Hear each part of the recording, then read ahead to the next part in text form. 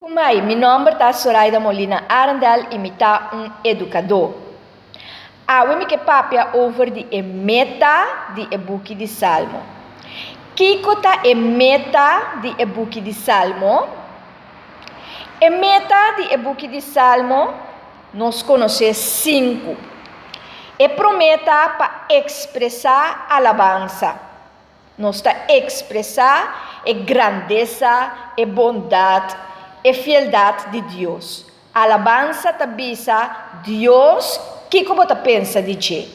Com grande está, com bondadoso está, com bom está, com fiel está, com maravilhoso está, com misericordioso está, que me tabisa que tu pensa de Deus.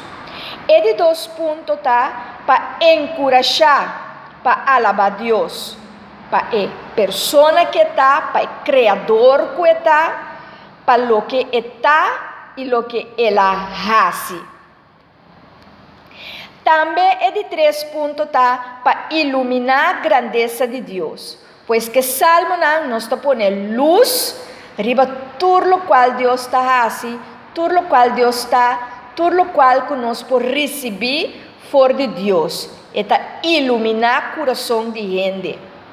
E de 4 pontos tá para afirmar a loyalidade de Deus, em tempo difícil, tempo de guerra, tempo de tormenta, tempo de tristeza e dolor e sofrimento. Que nos queda afirmar que Deus está fiel para nós.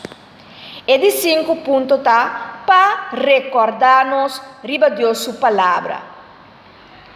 Via de salmo e poesia escrito para autor e salmista que põe atenção para nos recordar que Deus está Deus. E que Deus ensina-nos diferentes ensinanças e Deus aduna-nos sua palavra.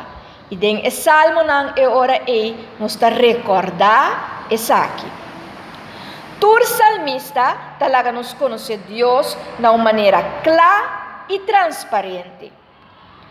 Deus que te estima e guia seu povo. Ora nos bem estima Deus, nos vida lo cambia e lo cambia por completo. Cada salmo te papia de emoção, lo que tem de nos padem. E nos por usar e salmo não para Deus por contestar tudo o qual que nos tem de nos padem. Para Deus por ajudar-nos com o que te passa de nos padem. Enjoy the journey.